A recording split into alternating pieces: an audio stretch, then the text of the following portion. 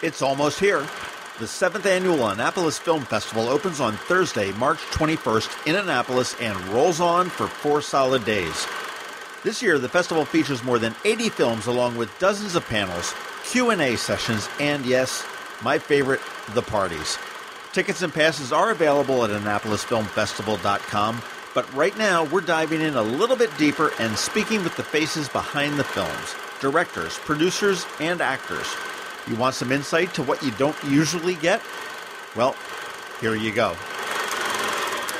Joining us today is Zachary Stauffer, and he is the director for a documentary film that's going to be screened at the Annapolis Film Festival called Who Killed Lieutenant Van Dorn, and that will be screening on Saturday morning at 10:30 a.m. at the Annapolis Elementary School. How are you today? Good. Thanks for having me, John.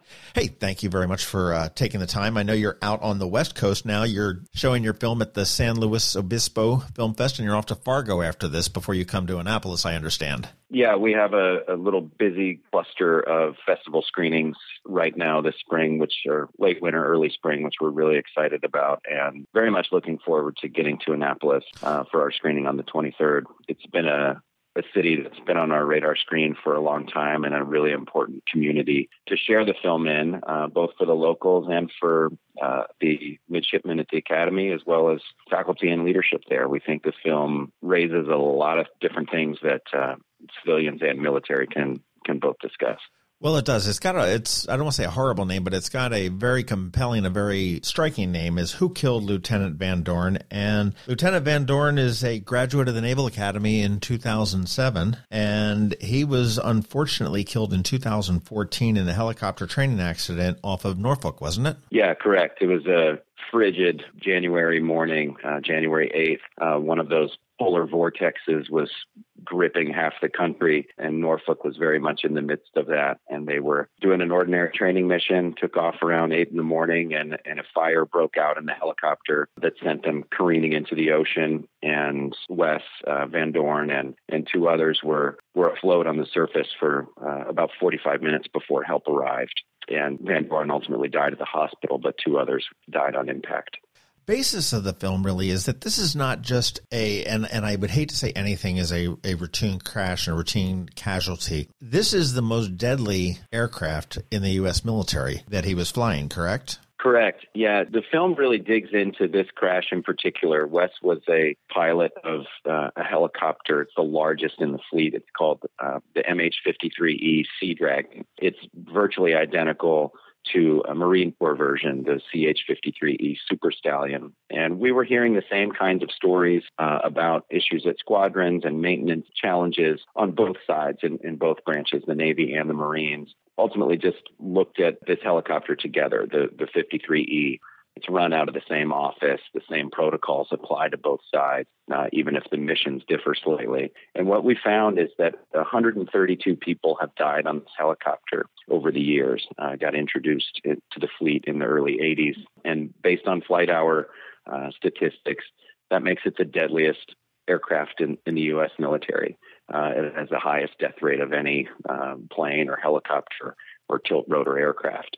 So 132 people have died on this helicopter since it got introduced into the fleet. The Marine Corps version came online in the early 80s, and the Navy version came online a few years after that. But of those 132 people, none of those are a result of being shot down by enemy fire. These are not combat deaths. They're sort of ordinary mission and training accidents that have led to these deaths.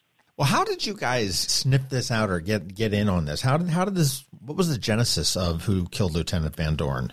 So I'm based at an office called the Investigative Reporting Program, and we're a small newsroom and production facility run out of the UC Berkeley Graduate School of Journalism. And one of our graduate students at the time, Jason Palladino, was high school friends with Brian Collins, who was an air crewman who died on that flight. And Jason was at Brian's funeral. They grew up together in Truckee, California, near Lake Tahoe. And in conversations with other sailors who were there, Jason's journalistic instincts perked up. Something didn't smell right. He was hearing things about failing equipment and leadership problems. And this is not the image that the military likes to project to the public, and certainly those of us that are civilians would ever hear about. But that's what the sailors were talking about there. And they, as Jason has told me many times, they were talking about it as if this were avoidable, and things being done differently could have led to different outcomes. So that ultimately got us started. Jason opened up a collaboration with Mike Hicksonbaugh, who was a reporter at the Virginian Pilot on the military beat. He got in on this. Mike got started on this reporting right away. It happened right in his backyard. And then ultimately Jason brings this story into our office, and we help expand the collaboration, bring on NBC News, did a piece in 2015 on the nightly news. And then ultimately we realized that, hey, there might be even more that we can dig into. What else can this helicopter tell us about how defense works? What other problems can it point to, not just at the squadron level and things that Wes Van Dorn and his peers would have seen, but how does this tie into Washington? How does it relate to matters that affect the rest of the country? And that's when I got involved, and we started to really explore the idea of making a film on this subject. And, you know, after 2.5 years of production and post-production, we finally finished it up. Well, I know that Lieutenant Van Dorn's widow, she jumped in on this, and she's not convinced that this was just a training accident either, or an unavoidable training accident. And she plays a key role in your film. Yeah, Nicole Van Dorn, Wes's widow, was instrumental in our process. She is a force to be reckoned with, and is somebody who I wouldn't want to stand in her way. She's a fighter, and she wanted to get to the bottom of her husband's death. They had countless dinner table conversations in which he would talk about maintenance issues and leadership problems at the squadron, and people not bringing, basically a phrase that he uses, they weren't practicing like they should play. You can't slouch through a sports practice and then expect to perform great in the Super Bowl, right? You need to be disciplined and on top of your game and doing your best and doing things by your own procedures that you set out for yourselves. And he felt that wasn't happening at the squadron. In a piece of audio tape that we found, he describes leadership as non-existent on certain issues. And obviously that runs counter to how we feel the military should operate. So in the aftermath of the crash, Nicole is reading the local newspaper, the Virginian Pilot, sees this article by Mike Hicksonbaugh, realizes that he's somebody who is not willing to just stop at the ordinary talking points, that he's willing to dig a little bit deeper and sniff stuff out himself. And she said, hey, look, I've got my husband's notebooks. I've got all these text messages we've exchanged over the years in which he's talking about aircraft not working. Let me show you what I've got, and maybe you can see if there's something else there. She told us in an interview that she was always willing to go after the messy answer, because that's the truthful answer. And that's what she was after. And I think the film takes up that mantle and shows just how messy that answer is. Did you have any issues with the military in producing this and getting this? I mean, did they stonewall you? The Navy and Marines gave us limited access when we were doing multimedia projects for the newspaper. But when it came to the film, when we were only working on the documentary, they declined us at every request. And I'd renew that request periodically, and they had no interest in participating. They say it's because we were an independent film and didn't have distribution in place, and that's their policy. But I'd remind them that the way that they could shape the story and actually have some input would be to participate, but they declined. We did get a retired Marine general to appear in the film. Well, that's a convenient policy for them, I think. Yeah, their interest seems to be avoiding the bad news until they have really no choice. And their interest in the film has basically been to ignore it and hope that it goes away, I think. But we're screening at festivals across the country. We're doing community events, and we really think that it's a story that people should see.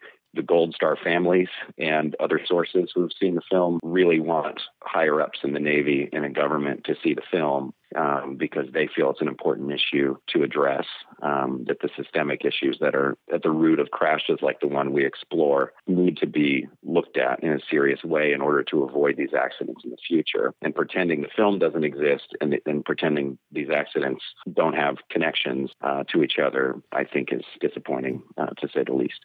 And, well, certainly I think you've got a good audience here in Annapolis, and some people call us a military town. I guess we are, but I typically don't see it more of as a college town. But we've got our future naval leaders that are coming out of here year after year after year, and certainly something to keep an eye on. I mean, there has to be some systemic changes in the military as the military continues to grow. We look at the changes that have evolved over the years, and hopefully this is something that would get a conversation going, get people just to take a look and have an eye out of this. We'd very much welcome folks from the Naval Academy, both midshipmen and faculty and leadership there, to come check out the film and engage with us on the issues that it raises. We, just a couple of weeks ago, did a screening for the Naval ROTC program at UC Berkeley, where I showed the film to 40 midshipmen, all in uniform. And, that doesn't mean that the commanding officer, the captain who brought us there, endorses every aspect of the film. You don't have to agree with every aspect of it, but it does raise some serious leadership and ethics questions that are exactly the kind of thing that we would want our future military leaders to begin wrestling with. And it was a fascinating conversation. Often at these film festivals, we're given 10 minutes or 15 minutes to answer questions about the film, and usually a couple of those are about distribution or something rather ordinary to the filmmaking process. But for this one, they didn't care about that. They wanted to know what am I going to have to deal with when I'm out of school and really dealing with serious issues that have my life on the line, that have the life of my peers on the line. And it was we talked for 45 minutes, and we're only limited by the fact that I had another engagement that I had to get to. Otherwise, we would have talked deep into the night, I'm sure. Well, that is fantastic. And you will be speaking, actually doing a Q&A after the screening of the film, which again is on Saturday the 23rd at 10:30 at the Annapolis Elementary School. But you're also bringing along one of your producers. John Temple, who was executive producer, will be joining me for the Q&A after this screening, as will Nicole Van Dorn. And also I'll note that John will be on a panel after the film on Sunday about Joseph Pulitzer. John was a career newspaper editor, and he's been in journalism for decades, and will be an interesting addition to that conversation after that screening on Sunday, which I know John also wrote a really compelling piece about the Capital Gazette shortly after the shooting last year for the Atlantic, which I recommend folks seek out as well. The film Who Killed Lieutenant Van Dorn did actually premiere at the 2018 Monarch Film Festival, which was, I guess, late last year. Can I correct you? We premiered at the Mill Valley Film Festival. Okay. And that was in October. So late last year, and you've been making this film festival route for a couple months, and you're getting some awards. You've got the Gold Audience Award for Active Cinema at the Mill Valley Festival, and then the Best Documentary at the Monarch Film Festival. Yeah, we're really pleased with how the film has been received. We've had big screenings, for close to 300 people. We've had tiny screenings for veterans clubs for as few as 8 or so. And I'm amazed that the conversation is always just as vibrant, no matter the size. And I'm always talking with people even after the Q&A sessions. And yes, it's really great to be recognized by the festivals and by the theater goers and get those awards. And sure, we'd love to have more, but ultimately it's about connecting with people who are there, get them talking, raise awareness about the plight of the ordinary service member, and hopefully prevent these kinds of accidents in the future. We've got this somewhat inefficient process of one screening at a time right now, but we're working towards finding a broader distribution partner so that we can really reach a mass audience as well. But those conversations are ongoing. I will add also that we did a podcast version of the film for Reveal, the podcast Reveal from the Center for Investigative Reporting. They're good friends of ours. So for folks that can't make the screening, there's also, or they want to supplement the screening, there's also an hour-long radio program they can find online. Fantastic. And you can actually go online to vandornmovie.com, and Van Dorn Movie is pretty much the moniker for all of the social platforms, Facebook, Twitter, and Instagram, to learn more about that. But I don't recommend you do that. I recommend you come to the Annapolis Film Festival. Not you, you're going to be here, but anybody who's listening to this to come to the Annapolis Film Festival. It does get underway on the 21st of March, which is on Thursday, but Who Killed Lieutenant Van Dorn will be premiering on March 23rd, which is Saturday at 10:30 a.m. at the Annapolis Elementary School. And I think it's fantastic that we're going to have both Zachary Stauffer, as well as a producer, and Nicole Van Dorn, who is obviously a subject of this movie, and the widow of Wesley Van Dorn, who was killed in January of 2014. A movie that anybody that has any interest in the Naval Academy, any interest in military history, really needs to see. Anybody that's really concerned about what we're doing, I think, is something that we need to see. And I'll mention we have a review from the Nation magazine that says every concerned citizen needs to see the film. Lives depend on it. So if that's not an endorsement, I don't know what is. So I really hope that everybody comes out. It's not a typical movie time, 10:30 in the morning on a Saturday, but it's a great way to get your day started and begin to check out other things at the festival as well. I'll tell you, and you are going to be doing a coffee talk on... I think on Saturday, before that at 9, and also a panel on all things documentary film on Friday at 10:30. Friday at 10:30. So there will be plenty of opportunities to meet director Zachary Stauffer, who is the director for Who Killed Lieutenant Van Dorn. Again, a very deep film that's got a lot of deep roots and deep connections here in Annapolis and in the military. And I do thank you very much for your time this morning. And I look forward to meeting you when you come into town after your Whirlwind Festival tour. I can't wait to see the film. Looking forward to meeting you too, John. Thanks for having me on. Thank you for joining us to learn a little bit more about the films coming to the Annapolis Film Festival. Remember, tickets and passes can be obtained at AnnapolisFilmFestival.com. This is John Frenay, and I'll see you at the movies.